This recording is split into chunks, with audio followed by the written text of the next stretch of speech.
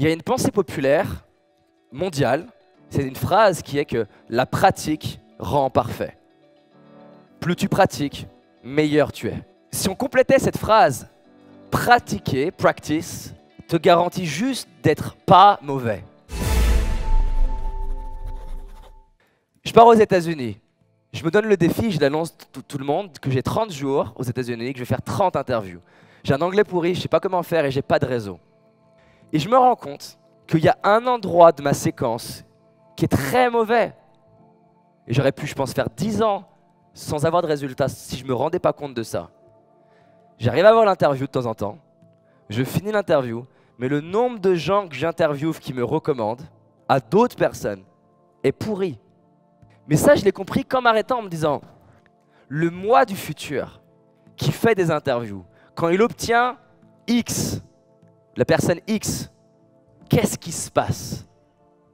Le David du voyage, il n'a pas beaucoup changé entre le 15e jour et le 16e jour. Si ce n'est une question. Qu'est-ce que fait David du futur que je ne fais pas encore?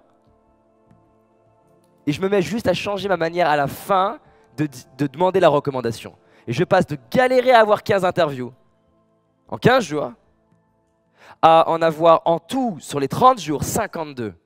Comment est-ce que ça marche, la pratique délibérée, et comment vous pouvez l'appliquer dans votre vie?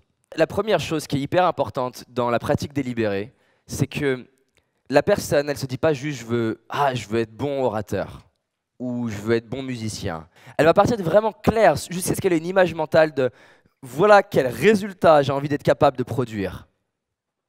Et tant que j'ai pas une image mentale de voilà quel résultat j'ai envie d'être capable de produire, elle ne s'arrête pas. Deuxième étape, les gens qui sont les meilleurs dans mon domaine, qu'est-ce qu'ils sont capables de produire comme effet que moi j'arrive pas à faire?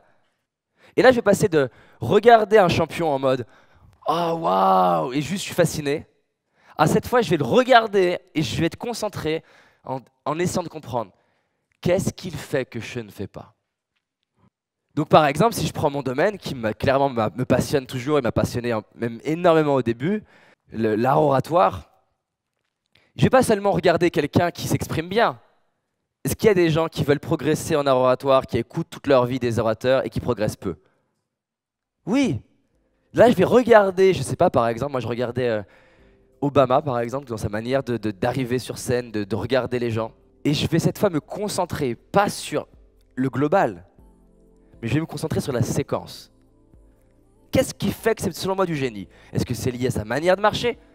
Est-ce que c'est lié à sa manière de regarder? Est-ce que c'est lié à sa voix, au silence, à autre chose? Et je vais faire de mon mieux pour passer de c'est du génie à qu'est-ce qui fait que c'est du génie. Et je vais me tromper dans le processus, mais on s'en fout. Parce que l'exercice de me demander qu'est-ce qui fait que c'est du génie, il est incroyable. Au passage, vous pourriez aussi le faire sur la représentation de vous-même dans le futur. Mais pas seulement dire « Ah, il est meilleur ». Il est meilleur en quoi? Et il fait quoi qui le rend meilleur? Et là, je vais être capable de découper et décomposer en micro-étapes ce que c'est, par exemple, pour moi, de faire du piano à un autre niveau. Je vous donne une autre réflexion. Vous allez comprendre à quel point, moi, ça a eu un impact profond. Je me dis, OK, j'ai vraiment envie d'être capable d'accompagner une personne pour produire des changements dans sa vie que très peu de personnes sur Terre peuvent l'aider à produire. Je veux pouvoir aider des gens à résoudre des problèmes que très peu de gens arrivent à les aider à résoudre. Je veux pouvoir le faire plus rapidement que la moyenne des gens. Ça, c'est ce que je désire. Mais là, je vais me dire, OK, qu'est-ce que le David du futur, il fait que je ne fais pas? Et ce qui est magnifique dans cette conversation, c'est que d'un coup, je vais voir des endroits où je ne regardais pas d'habitude. Peut-être là où je me disais que tout se jouait dans mon coaching, je vais peut-être me rendre compte que ça se joue quand je dis bonjour. Que j'ai peut-être raté 30% de mes coachings par la manière dont j'ai créé le lien avant le coaching. Et juste ça, sincèrement, c'est énorme dans l'impact que ça peut avoir dans votre vie. C'est pas seulement je vais avoir cette conversation avec mon père. Ok, c'est top, je peux faire comme ça. Mais est-ce qu'il y a des conversations que vous avez envie d'avoir qui sont suffisamment touchy pour que si ce n'est pas bien maîtrisé, les chances que ça parte n'importe comment sont très élevées? Mais maintenant, si je fais une autre réflexion et que je me dis, ok, le moi du futur, cette conversation-là, il l'a comment? Et c'est ça aussi qui rend le truc magnifique et super beau. c'est que quand tu es capable de comprendre tous les petits détails qui font que tu produis quelque chose, là d'un coup il se passe quelque chose et les gens disent « Waouh, comment tu fais ?» Je donne un exemple personnel. J'étais pas à l'aise du tout avec les filles. C'était une source de pression énorme pour moi, de culpabilité. Je m'en voulais régulièrement. Ça m'arrivait de rentrer chez moi le soir et d'avoir envie de me griffer le visage tellement je me détestais de ne pas arriver à oser parler à des filles. Et me dépasser pour parler à une fille et essayer de la séduire était largement trop dur pour moi. Ce qui m'a aidé, c'est pas juste pratiquer ou quoi. Ce qui m'a aidé, c'est me dire, ok, ce truc qui me paraît être une montagne, ça te donnerait quoi si on le découpe en actions qui sont ok pour moi? Et donc j'ai commencé à me dire, ok, moi je suis pas à l'aise sur les 95 étapes clairement. Par contre, je peux arriver à être à l'aise à aller voir une fille, parler avec elle, dire bonjour, partir. Et alors mes potes, là, ils m'ont vraiment trouvé pour un génie. Hein. Ils m'ont dit, ah ouais, d'accord, c'est ça ton plan. Et donc quand je faisais ça, j'avais tous mes potes qui me disaient, mais régulièrement, mais alors ça donnait quoi? Bah ça donnait rien. Ça donnait, j'ai dit bonjour et c'est tout. Et puis, au bout d'un moment, j'étais plus à l'aise avec ça et je me suis dit, ok, c'est quoi l'autre étape sur laquelle je suis pas à l'aise? Et je me suis dit, ok, un endroit où je suis vraiment pas à l'aise, c'est arriver à sortir de la conversation bateau de bonjour, etc., à quelque chose où on part sur un sujet qui est plus perso. Et cette transition, elle était vraiment pas facile. Mais là, d'un coup, j'ai plus à me dire, je dois séduire, j'ai pas à me dire, je dois coucher, j'ai juste à me dire, David, qu'est-ce que fait le David du futur que tu ne fais pas dans sa capacité à passer d'une conversation qui sert à rien à une conversation qui va être profonde?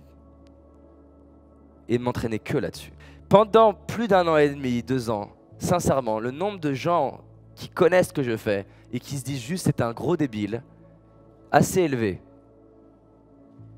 Ce qui est incroyable, c'est qu'il a fallu attendre la fin de l'histoire où je suis capable d'aller en boîte de nuit, faire ce que je vous ai dit, de parler avec des gens, que je commence à avoir mes notes à l'oral qui grimpent à l'école, que je commence à avoir des trucs plus fous qui se passent dans mon job, pour que enfin les mêmes personnes qui soit s'intéressaient pas, soit trouvaient ça ridicule, soit disaient que c'est débile, soit disaient que ça marcherait pas, commencent comme jamais à me poser des questions.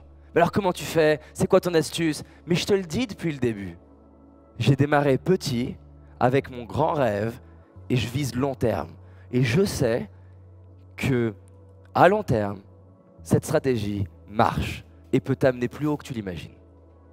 S'il y a un rêve que vous avez profondément important pour vous et qu'on le découpe en actions accessibles pour vous et qu'on vraiment au quotidien on avance vers ça, vous pouvez avoir une vie dans 1 an, 2 ans, 5 ans ou 10 ans dont vous n'avez même pas idée que c'est possible aujourd'hui. Alors peut-être que ça ne sera pas aussi confortable que le confort de ne pas se challenger. Mais c'est comment la sensation de se lever le matin et de regarder sa vie et de se dire « J'en ai rêvé, putain. Et c'est fait. » Même mieux que ça, qui tu deviens dans ce chemin-là? On peut t'enlever ton rêve, on peut t'enlever ton job, tu peux faire faillite. Tu peux avoir ta femme, ton mari qui décède. Mais qui t'es devenu là, dans ce process-là? Est-ce qu'on peut te l'enlever? Est-ce que quelqu'un sur Terre peut m'enlever la confiance que j'ai acquis dans le processus? Et on n'a pas idée de comment un rêve aujourd'hui, qui si ça se trouve on ne le réalisera pas, va nous faire devenir la personne qu'on rêve de devenir et nous faire réaliser un rêve qu'on n'avait pas encore en tête mais qui est notre vrai rêve. C'est dingue. Je décompose mes étapes. Ok, et là je me dis, en fait David, ton problème, par exemple, c'est un vrai exemple concret d'il y a quelques années, ton problème, c'est que quand tu es sur scène, tu fais pas assez de silence. Et je vais passer maintenant, et c'est hyper important la pratique délibérée là-dessus, je vais passer des semaines à ne plus bosser l'art oratoire, mais bosser le silence. À la fin de ma conférence, je ne vais pas m'évaluer sur qu'est-ce que les gens ont pensé de ma conférence? Est-ce que j'ai été bon en storytelling? Est-ce que j'ai mis de la bonne énergie? Est-ce que j'ai fait des variations de voix? Je vais m'évaluer que sur un seul truc. Est-ce que j'ai fait des silences? Combien de temps? Est-ce que c'était au bon endroit? Et notre cerveau adore avoir une seule chose sur laquelle se concentrer. Cette approche rend le rêve hyper accessible, hyper facile. Et en plus, ce qui est magnifique, c'est que te sentir progresser dans l'art oratoire, c'est tellement vague que c'est difficile de se dire j'ai réellement progressé. Alors que là, à chaque fin de conférence, tu peux dire quoi? Yes! J'ai progressé dans mes silences. Je vais vivre des échecs, je vais faire des erreurs, on va me critiquer, ça va peut-être prendre plus longtemps que prévu, mais on s'en fout. Parce que le but de tout ça, au final, c'est qui je deviens.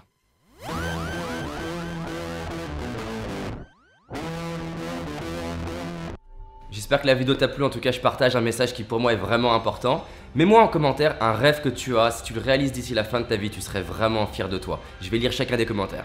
Et si le sujet de la motivation t'intéresse, tu vois pendant des années, moi j'ai eu des difficultés à trouver de l'énergie et à être motivé. Ma mère disait, t'es léthargique. Et j'ai découvert un principe qui m'a beaucoup aidé, je l'ai appelé depuis la motivation induite. J'ai créé un guide qui s'appelle le guide pratique de la motivation induite.